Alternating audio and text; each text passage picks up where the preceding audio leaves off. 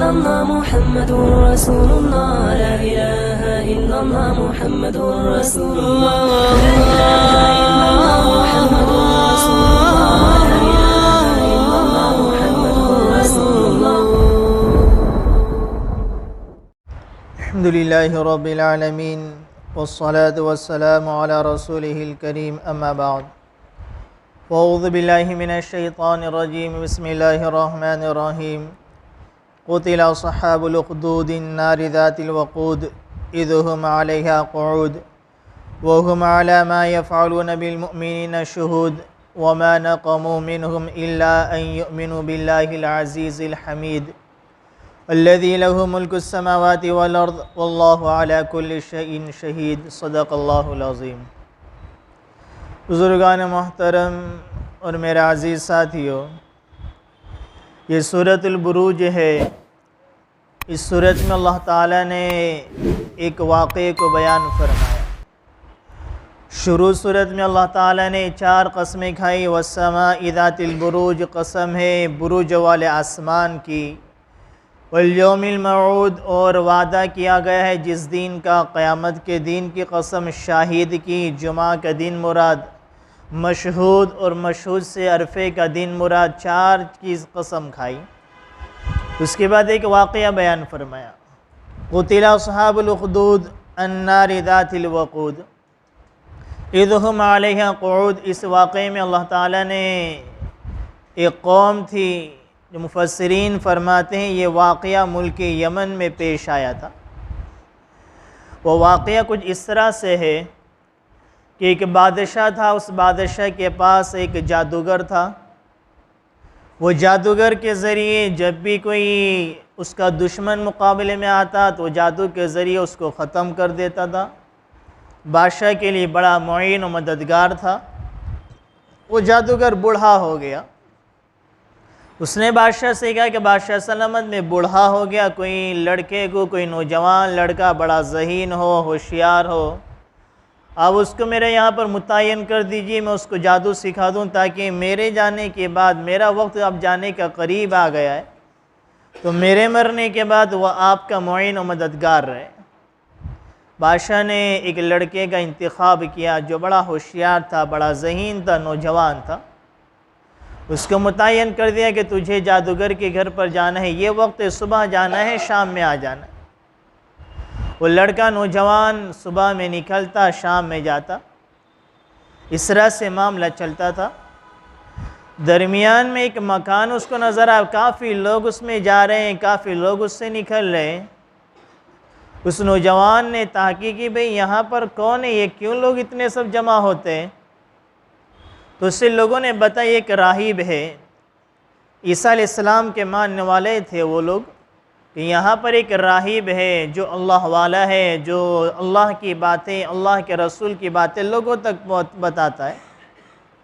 वो लड़का भी मजलिस में बैठने लगा। जाहिर सी बात है अल्लाह उसके रसूल की बातों में अल्लाह ताला ने वो तासीर रखी। अगर दिल की सच्चाई के साथ, सच्ची अक़ीदत के साथ, सिद्क़ दिल के साथ अल्लाह उसके रसूल की मजलिसों में बैठा जाए, दीन को हासिल करने की कोशिश की जाए अच्छी नीयतों के साथ, अल्लाह ऐसा लुत्फ़, ऐसा मज़ा उसमें डाल देता है कि आदमी मौत तक दीन की बातें सीखता सिखाता रहे, लेकिन वो मौत तक भी उसका दिल, उसका पेट नहीं भरता कि मैंने दीन बहुत सारा सीख लिया। इसी को हदीस पाक में हमारे नबी ने फरमाया, 2 लोगों का पेट कभी नहीं भरता, तालिबुद दुनिया व तालिबुल इल्म। एक तो दुनिया का तलबगार, जो दुनिया का तलबगार है, दुनिया के तालिब का कभी पेट नहीं भरता। व तालिबुल इल्म, और इल्म का तलबगार जो होता है उसका पेट भी इल्म से कभी नहीं भरता। वो कभी कहीं जाकर नहीं रुकता कि मैं तो बड़ा मुहद्दिस बन गया, बुखारी पढ़ा रहा हूँ, मुफस्सिर बन गया, अब मुझे किताब पढ़ने की ज़रूरत नहीं, अब मुझे किताब के इल्म की ज़रूरत नहीं, अब मुझे मज़ीद इल्म की ज़रूरत नहीं। बल्कि ये दीन का इल्म तक ऐसा समंदर है, आदमी जितनी तह में जाता है उसको अपनी जहालत का उसके सामने खुलती चली जाती है कि मुझे ये भी पता नहीं था, ये भी पता नहीं था, और आगे बढ़ने की कोशिश करता रहता है। वो लड़का बैठता, उसके बाद फिर राहिब के पास जाता, इस तरह से वो उसके दिल में ईमान इस्लाम की हक़ानियत आ गई। वो राहिब पर के रब पर ईमान लेकर आ गए, ईसा अलैहिस्सलाम का मानने वाला हो गया।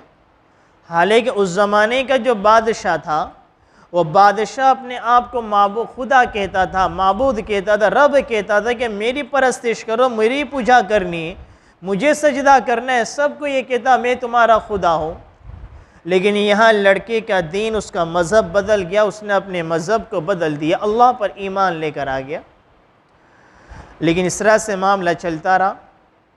एक मरतबा ये रास्ते से जा रहा था कि रास्ते में बहुत बड़ा सांप, बहुत बड़ा अजदहा नज़र आया, जिसने रास्ता रोक रखा था। इस तरफ के लोग ना उधर जा रहे, ना उधर के लोग इस तरफ आ रहे। उस लड़के ने सोचा कि मैं राहिब के पास भी जाता हूँ, राहिब की मजलिस में बैठता हूँ, जादूगर की मजलिस में बैठता हूँ। आज मैं आजमाता हूँ कि दोनों में से कौन अल्लाह ताला के नज़दीक मकबूल है और कौन मरदूद है। उसने एक पत्थर मारा, एक पत्थर हाथ में लिया और ये कहे अल्लाह, अगर ये राहिब तेरे नज़दीक, राहिब का मकाम है और ये सच्चा है तेरे नज़दीक, तो मैं इसके नाम से, इसके रब के नाम से पत्थर मारता हूँ, तो सांप को मार देना। अगर इसका मकाम तेरे नज़दीक सही में वाकई में कुछ है, और अगर जादूगर का मकाम तेरे नज़दीक है, वो वाकई में सही है, हक रास्ते पर है, तो ये सांप ना मरे, अजदहा ना मरे। उसने वो पत्थर मारा। लोगों की भीड़ तो वहाँ सामने मौजूद थी कि रास्ते में था, आना जाना बंद हो गया था। जैसे उसने पत्थर मारा तो वो सांप बड़ा अजदहा मर गया। लोगों ने देखा उस लड़के को कि यहाँ तो इतना बड़ा अजदहा था, इतना बड़ा सांप था कि एक बड़ी जमात वहाँ से डर रही थी गुजरने की। इतने छोटे लड़के ने इसको काम को तमाम कर दिया। वाकई में ये बहुत बड़ा अल्लाह वाला है, कोई बहुत बड़ा इंसान है। लोग उसको इज़्ज़त करने लगे, उसका इकराम करने लगे। ये वाक़या मुफस्सिरीन ने अपनी तफसीर की किताबों में नकल फरमाया है। और इस वाक़े कुरान करीम ने यहाँ पर इजमाली तौर पर मुख्तसरन बयान किया, लेकिन तफसीर की किताब अल्लामा इब्न कसीर रहमतुल्लाह अलैह अपनी तफसीर इब्न कसीर में उसको मुफस्सल बयान फरमाया। शाह अब्दुल अज़ीज़ मुहद्दिस दहलवी रहमतुल्लाह अलैह ने अपनी तफसीर अज़ीज़ी में इस आयत के तहत 4 वाक़यात को बयान फरमाया कि ये एक ही वाक़या इस तरह से पेश नहीं आया, बल्कि 4 मुल्कों में, मुल्क यमन में, मुल्क शाम में, मुल्क फ़ारस में, अलग अलग मुल्कों में इस तरह के वाक़यात को पेश आया हुआ है। उसकी शोहरत लोगों में बढ़ गई, उसका इज़्ज़त, उसका इकराम बढ़ गया, लोग उसकी इज़्ज़त करने लगे, इकराम करने लगे। ये तो कोई बहुत बड़ा वली ही, अल्लाह ताला का कोई बड़ा ख़ास इसके साथ कोई मामला है। जब भी कोई बीमार होता उसको पास लेकर जाते कि हमारा बच्चा बीमार है, थोड़ा दम कर दो, अल्लाह ताला से दुआ करता, उसको शिफा मिल जाती। लेकिन यहाँ इस तरह से राहिब की मजलिस में बैठता है, उसको यहाँ तो अल्लाह उसके रसूल की बातों को सुनता तो उससे मज़ा आने लगा, तो यहाँ काफ़ी देर वो गुजारने लगा और वहाँ उसको पहुँचने में देर होती थी। जादूगर के वाले टाइम तो मुतय्यन था कि बादशाह से बातचीत हो चुकी थी कि सुबह इस वक्त में भेजना है, शाम को मैं अपने पास से लौटा दूँगा। और शाम में जब वहाँ से निकलता तो फिर राहिब के पास बैठता, फिर इस मजलिस में बैठकर शिरकत करके फिर घर पहुंचता, तो घर भी वह ताख़ीर से पहुंचता। तो घर जाता तो घर भी पिटाई होती कि तेरा आने का टाइम तो ये है, तो इतने बजे क्यों आ रहा है। वहाँ जादूगर के पास जाता तो वहाँ भी उसको सज़ा मिलती कि तेरा आने का वक्त तो ये इतनी ताख़ीर से क्यों आ रहा है। उलमा किराम ने इस वाक़े को बयान करके एक बात बयान फरमाइए कि घर वालों को, माँ बाप को ये भी पता होना चाहिए हमारे बच्चों के स्कूल का, ट्यूशन का, कॉलेज का, मदरसे का टाइम टेबल क्या है। हमारी लड़की, हमारी जवान लड़की, उसका ट्यूशन शाम को 5 बजे है, वो दोपहर में रोज़ाना 4 बजे घर से निकल जाती है, 3:30 बजे निकलती है। माँ बाप को पता ही नहीं इसके ट्यूशन का टाइम तो 5 बजे का है, और घर से रोज़ाना 3:30 बजे 4 बजे निकल रही, तो 1 घंटा ये जाती कहाँ है। वहाँ से उसका छूटने का टाइम 7 बजे, घर में रोज़ाना 8 बजे पहुँच रही है। एक दिन हो जाए ठीक है, लेसन ज़्यादा था, सबक पढ़ा रहे थे, देर हो गई थी, एक दिन हो जाए ठीक है, रोज़ाना 8 बजे आ रहे, तो उसके वहाँ पर जहाँ ट्यूशन जा रही है, जहाँ वह स्कूल है, कॉलेज है, मदरसा है, वहाँ तहकीक करना चाहिए कि हमारी बच्ची कितने बजे आ रही है। आज तो माँ बाप तो अपनी औलाद पर इतने इत्मीनान हो चुका है, इतना भरोसा हो चुका है कि हमारी औलादें तो जुनैद बगदादी के मकाम पर पहुँची हुई है, हमारी लड़कियां के अंदर तो राबिया बसरिया की सिफतें मौजूद है। ये कभी किसी मर्द की तरफ, किसी लड़की की तरफ नज़र उठाकर नहीं देखेगी, ये कभी किसी से इश्क नहीं लड़ाएगी, ये कभी हमारे माँ बाप के चेहरों को नीचा नहीं करेगी। जब माँ बाप आज़ाद हो जाते हैं औलाद से, जब हद से ज़्यादा एतमाद भरोसा करने लगते हैं औलाद पर, तो वहीं पर औलाद अपने माँ बाप का भरोसे का गलत इस्तेमाल करके गलत राह पर चलने वाली बनती। ये माँ बाप की भी जिम्मेदारी बनती है कि माँ बाप अपनी औलाद की फ़िक्र करे कि उसका स्कूल का टाइम क्या है, मदरसे का वक्त क्या है, कितने बजे घर से निकलना है, कितने बजे घर पे आना है। इसलिए कहते हैं औलाद को सोने के लुक़मे खिलाया जाए, लेकिन उन पर निगरानी नज़र कड़ी रखी जाए कि हमारी नज़र हो, निगरानी हो। ये तो गिरोह का नारा है कि भाई थोड़ी ज़िंदगी लाइफ हमारी जो है फ्री होनी चाहिए। हर इंसान के अलग अलग पर्सनल ज़िंदगी, कोई एक इंसान दूसरे इंसान की लाइफ में दखल अंदाजी ना करे। ये इस्लाम का मिजाज नहीं, ये तो गैरों का मिजाज है। इस्लाम का मिजाज तो ये कि माँ बाप अपनी औलाद की ज़िंदगी में दखल अंदाजी करेंगे। अगर वो गलत रास्ते पर चल रही है, गुनाह के रास्ते पर चल रही है, ये माँ बाप की ज़िम्मेदारी उनकी इस्लाह की फ़िक्र की जाए। तो ये माँ बाप की ज़िम्मेदारी भी बनती है कि अपनी औलाद के औकात की वो पाबंदी करे कि हमारी औलादें कहाँ आ रही है, कहाँ जा रही है। चंद साल पहले हमारे यहाँ पर मस्जिद हीरा में एक जमात आई थी, तकरीबन 4-5 साल पहले। सब पढ़े लिखे थे, इंजीनियर थे, डॉक्टर थे, उसमें एक डॉक्टर साहब भी थे, बहुत बड़े डॉक्टर थे। उनका अपॉइंटमेंट लेने के लिए 1.5-2 महीने पहले उनकी तारीख मिलती थी। उनका वाक़या उनके साथ मुझे भी रहने का मौका मिला। सिमगा स्कूल में भी उन्होंने पूरे स्टाफ के सामने उन्होंने आधा पौना घंटे बयान किया। उसमें उन्होंने एक अजीब अजीब बातें बयान की औलाद की तरबियत के मुतालिक। वो इतने बड़े डॉक्टर थे कि वो कहते मेरे पास बहुत पैसा था, अल्लाह ने बहुत नवाज, लेकिन फिर भी दिल बेचैन था, दिलों में सुकून नहीं था, दिलों में ज़िंदगी में सुकून महसूस नहीं होता था। फिर किसी तरीके से ज़िंदगी दात तबलीग के साथ जुड़ी, जमातों में निकला, अल्लाह ने पैसा तो दिया था, सुकून नहीं था, लेकिन अब मुझे सुकून भी मिल गया, इज़्ज़त भी पहले से ज़्यादा मिली। अल्लाह ने डिग्रियां तो दी थी, शोहरत तो दी, उसके बाद और भी अल्लाह ने इज़्ज़त दे दी। उन्होंने अपने घर का यहाँ स्कूल में पूरी स्कूल के ये टीचरों के दरमियान उनका प्रोग्राम था, मैं भी था।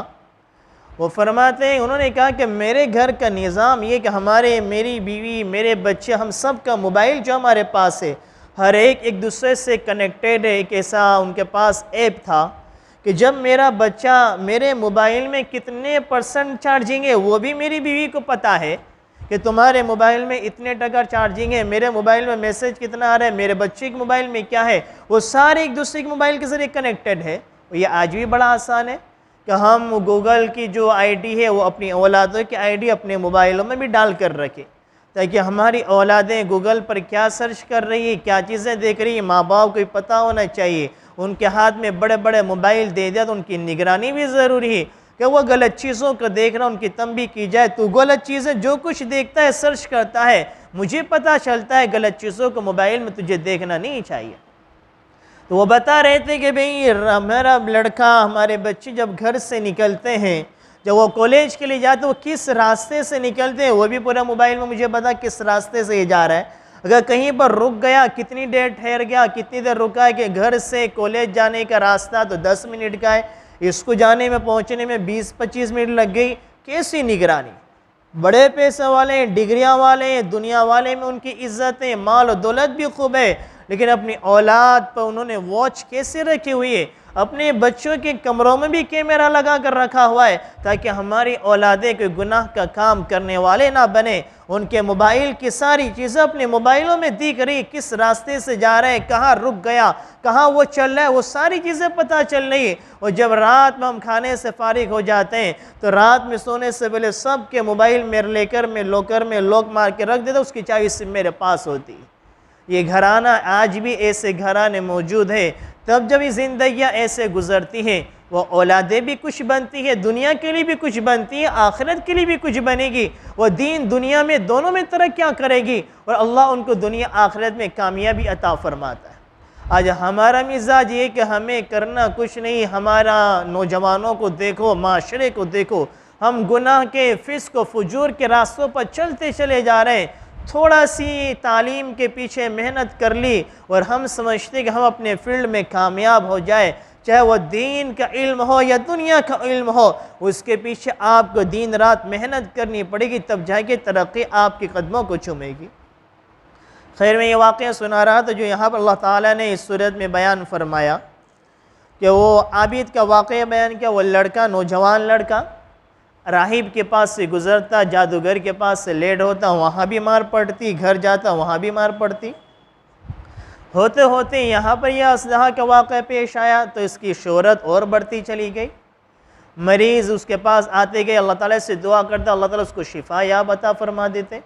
और ये वाक़या जो हुआ कि एक पत्थर के ज़रिए इतने बड़े सांप को मार देना तो कोई ताज्जुब की बात नहीं, ये ख़ुद उसकी तरफ से फ़ेल नहीं था, ये अल्लाह ताला का अमल था। उसने अल्लाह ताला से दुआ करके ये काम की थी। अल्लाह ताला ने नबी करीम सल्लल्लाहु अलैहि वसल्लम की सीरत में ये बात मिलती है कि जब आप अलैहिस्सलाम हिजरत फरमा रहे थे, मक्कतुल मुकर्रमा से मदीनतुल मुनव्वरा की हिजरत फरमानी थी। अब रात में कुफ़ारों, बड़े बड़े सरदार, कबीले के सरदारों ने आपके मकान को चारों तरफ से घेर लगा कि आज तो आपको नाउज़ुबिल्लाह कत्ल कर देंगे। हमारे नबी ने अपने बिस्तर हज़रत अली को सुला दिया, वो सारी अमानतें सुपुर्द कर दी कि यही अमानतें हैं, सुबह होगी तो फ़ुला फ़ुला को अमानत दे देना, कहीं ये ना हो कि लोग ये कहें मोहम्मद तो हमारी अमानतों को लेकर चला गया। कैसा दर्स हमें दे कर गए, हालांकि काफिर है, जानी दुश्मन है, लेकिन हमारे नबी सारी अमानतों को दे कर गए, क्योंकि हमारे नबी को नबुव्वत से मिलने से पहले भी कुफ़ार मक्का अमीन का लक़ब से याद किया करते थे। अली को किसी ने बाद में पूछा कि चारों तरफ बड़े बड़े कबीलों के सरदार तलवारें लेकर खड़े थे कि सुबह होगी तो हमला कर देंगे, तो चमकती तलवारें चारों तरफ हथियार के दरमियान आप तो बड़ी बेचैनी के साथ रात गुजरी होगी, क्योंकि सामने तलवारें चमक रही है, आपको तो नींद भी नहीं आई होगी। अली ने क्या जवाब दिया, जितना इत्मीनान से उस रात में सोया पूरी ज़िंदगी कभी नहीं सोया। कि क्या वजह, कि मेरे नबी ने कहा था अली सुबह होगी, सुबह ये अमानत फ़ुला फ़ुला को दे देना। मेरे नबी की ज़ुबान से ये जुमला निकल गया था, मुझे यकीन था मलकुल मौत भी मेरे पास नहीं आ सकते। ये साहबे किराम का ईमान था, मेरे नबी की ज़ुबान से जुमला निकला है, ये तो हमारे एक सहाबी का ईमान है। शेख ने अबू जहल के वाक़यात भी किताबों में नकल फरमाए। अबू जहल को थोड़ा सा वार हुआ, वो चीखता चिल्लाता हुआ अपनी कौम में गया, लोगों ने उसको तसल्ली दी कि थोड़ा सा ज़ख्म लगा, इतना चीख रहा है, चिल्ला रहा है कि वो कहने लगा कि मोहम्मद ने कहा था मैं तुझे कत्ल कर दूंगा, वल्लाह अगर मुझ पर वो थूक भी देता तो मैं मर जाता। ये अबू जहल के ये जुमले, अबू जहल का ये अक़ीदा हमारे नबी के बारे में, हज़रत अली का अक़ीदा तो क्या होगा, एक मोमिन का अक़ीदा क्या होना चाहिए। अल्लाह के नबी अलैहिस्सलाम ने अहादीस में कितनी चीज़ें हमारे लिए बयान फरमाई, ये अमल कर लो, ये अमल कर लो, ये अमल कर लो, जन्नत मिल जाएगी, जहन्नम से बच जाओगे। लेकिन हमारे ईमान इतना कमज़ोर हो चुका है कि आज हमारी ज़िंदगियाँ कुरान अहादीस के मुआफ़िक नज़र नहीं आती। हमारी ज़िंदगियाँ कुरान करीम से दूर, सुन्नत से दूर, सहाबा किराम की ज़िंदगियों से दूर हो चुकी है। तो खैर में ये कह रहा था, ये वाक़ई इस तरह के वाक़े सीरत में भी मिलते हैं। जब आप अलैहिस्सलाम वहाँ से निकले तो आपने मिट्टी हाथ में उठाई, वमा रमैत इज़ रमैत वलाकिन अल्लाह रमा, आपने मिट्टी को फेंका कुफ़ार अकबर, तो उनके हाथ, उनकी आंखों में धुंधलापन आ गया, कुछ नज़र नहीं आया, उन्हीं के दरमियान हमारे नबी निकल गए। कुरान करीम कहता वमा रमैत इज़ रमैत वलाकिन अल्लाह रमा, नबी आपने मिट्टी फेंकी, आपने उन पर फेंका, लेकिन आपने हकीकत में नहीं फेंका, वलाकिन अल्लाह रमा, लेकिन अल्लाह ताला ने फेंका। देखो यहाँ हमारे नबी ने एक मुट्ठी धूल मिट्टी भाई उन पर फेंक दी, उनकी आंखों में ओझल हो गया, नज़र भी नहीं, उन्हीं के दरमियान से हमारे नबी निकल कर चले गए। लेकिन इसको अल्लाह ताला क्या फरमा रहे हैं, अल्लाह आपने नहीं फेंका, यानी हमारे नबी के फ़ेल को अल्लाह अपना फ़ेल करार दे रहा है कि अल्लाह ए नबी आपने नहीं फेंका, हमने फेंका। हमारे नबी की शान पता चलती। एक मौके पर एक दरख्त के नीचे साहबे किराम ने हमारे नबी के हाथों पर बैत फरमाई, इन्नल्लज़ीना युबायिऊनका युबायिऊन अल्लाह, साहबे किराम से बैत फरमाई, यदुल्लाहि अयदीहिम, हमारे नबी का हाथ नीचे है, साहबे किराम का हाथ है, हाथ पर बैत ले रहे। अल्लाह ताला कुरान करीम में फरमाते हैं वो लोग अल्लाह आपसे बैत नहीं ले रहे थे, बल्कि अल्लाह ताला से बैत ले रहे हैं, और उनका हाथ अल्लाह ताला के हाथों पर है। हमारे नबी के हाथ को अल्लाह ने अपना हाथ करार दिया। अल्लाह ने कैसा नबी हमें अता फरमाया, कैसे नबी की उम्मत में हमें बग़ैर मांगे बग़ैर दुआ के पैदा फरमाया। अल्लाह ने ऐसा नबी किसी और को नहीं दिया। लेकिन जैसी कदरदानी हमें करना चाहिए और नबी की ज़िंदगी से जैसे वाबस्तगी हमें होनी चाहिए सुन्नतों से, वैसे हमारी नहीं होती। तो खैर ऐसे बेशुमार वाक़यात किताबों में मिलते हैं। तो वो उसने उस लड़के की शोहरत तो बढ़ गई। बादशाह के दरबार में एक शख्स था जिसकी आंखें तो पहले से ही सलामत थी, बादशाह का दरबारी था, लेकिन बाद में वो नाबीना हो गया, अंधा हो गया, उसकी आंखें चली गई। काफ़ी इलाज कराया, लेकिन अच्छा ही नहीं होता था। उसने फिर लोगों से ताक़ीक़ की तो पता चला कि भाई एक नौजवान है जो वो अल्लाह उसके पास जाते हैं तो उससे शिफा हो जाती है, बीमारियां दूर हो जाती हैं। वो बादशाह का दरबारी उसके पास गया और उससे कहा कि मेरी बीनाई चली गई, आप मुझे अच्छा कर दो। उसने कहा कि मेरे हाथ में तो नहीं, मैं मेरे रब से, तुम्हारा रब मेरा रब जो हमारा रब है उससे दुआ करूँगा, अल्लाह ताला तुम्हें शिफा दे देगा। वो कहने लगा मेरा रब तो बादशाह है। क्या नहीं, मेरा और तुम्हारा अल्लाह ताला है जो कुल कायनात का खालिक और मालिक है, और शिफा मेरे हाथ में नहीं उसी के हाथ में, जिसको कुरान करीम में एक जगह इब्राहीम अलैहिस्सलाम ने फरमाया। इब्राहीम अलैहिस्सलाम ने फरमाया वइदा मरिदतु फहुव यशफीन, अल्लाह जब मैं बीमार होता हूँ तो शिफा तो ही मुझे देने वाला है। ये दुनिया दारुल असबाब है, ये दुनिया दारुल असबाब है। सबब के तौर पर हमें दवा को इख्तियार ज़रूर करना है, लेकिन हमारी दुआ अल्लाह ताला से हो, अल्लाह ताला की तरफ हमारी नज़र हो, अल्लाह तो मुझे शिफा दे दे। ये दुनिया दारुल असबाब है, सबब के तौर पर मैंने दुआ को इख्तियार किया है, अब तो इसी में तासीर दे दे। वरना एक ही तरह की दो लोगों को बीमारी है, एक ही डॉक्टर के पास दोनों दवा लेने के लिए गए, लेकिन एक शख्स ने दवा खाई, उसकी बीमारी अच्छी हो गई, और वही दवा उसी मर्ज़ में दूसरे इंसान ने खाई, उसका मर्ज़ कभी बढ़ता चला जाता है। तो वह इदा मरिदतु फहुव यशफीन, अल्लाह तो ही मुझे शिफा देने वाला है। दुनिया दारुल असबाब, सबब का इख्तियार ज़रूर करना चाहिए, लेकिन हमारा एतक़ाद यकीन ये हो कि शिफा देने वाला अल्लाह ताला की ज़ात है। अगर हमारे ये अक़ीद हो कि फ़ुला दरबार में अगर हम हमारी औलाद को लेकर चले जाएंगे, फ़ुला मज़ार में लेकर चले जाएंगे, वो हमने चादर चढ़ा दी तो मेरे बच्चे की बीमारियां टल जाएगी, वहाँ मैं लेकर गया तो मेरे बच्चे की बीमारियां तकलीफ़ें दूर हो जाएगी। गोया हम अल्लाह के दर को छोड़कर गैरुल्लाह के दर पर हम शिफा को तलाश करने के लिए जा रहे हैं। ये अल्लाह ताला के सिफ़ात में शिरक करने वाले हैं। शिफा देने वाला भी अल्लाह है, मर्ज़ देने वाला भी अल्लाह है, ज़िंदगी भी वही देने वाला है, मौत भी वही देने वाला है। इन्नहु अमात व अहया, अल्लाह ताला कुरान करीम में फरमाता है वही है जो ज़िंदगी भी देता है, वही है जो मौत भी देता है। इन्नहु अज़हका व अबका, खुशी के असबाब भी वही मुहैया करता है, और गमों के असबाब, रुलाने के असबाब भी वही मुहैया करता है। कभी किसी को खुशियाँ दे दी, इंसान हंसता रहता है, कभी किसी पर गम के पहाड़ को तोड़ दिया, इंसान रोता हुआ नज़र आता है। हंसाता भी वही है, रुलाता भी वही है, शिफा भी वही देता है, मर्ज़ भी वही देता है, ज़िंदगी भी उसी के हाथ में है, मौत भी उसके हाथ में। शेख सादी रहमतुल्लाह अलैह एक बहुत बड़े आलिम गुज़रे हैं, उनकी किताब गुलिस्ता फ़ारसी ज़ुबान में है। शेख सादी रहमतुल्लाह अलैह अपनी गुलिस्ता फ़ारसी ज़ुबान की जो है उसमें एक हिकायत नकल फरमाई। उसका एक आखिरी शेर जिसमें उन्होंने बयान किया, उसका मैं तर्जमा आपको सुना दूँ कि हकीम ने, डॉक्टर ने एक शख्स के बारे में ये कह दिया कि ये सुबह होने से पहले पहले इसका इंतकाल हो जाएगा। उसका अजीज़, उसका रिश्तेदार पूरी रात उसके पास बैठ कर रोता रहा कि भाई ये बात डॉक्टर ने कहा इधर दीन का सूरज तुलू होगा और इधर इसकी ज़िंदगी का सूरज गुरूब हो जाएगा।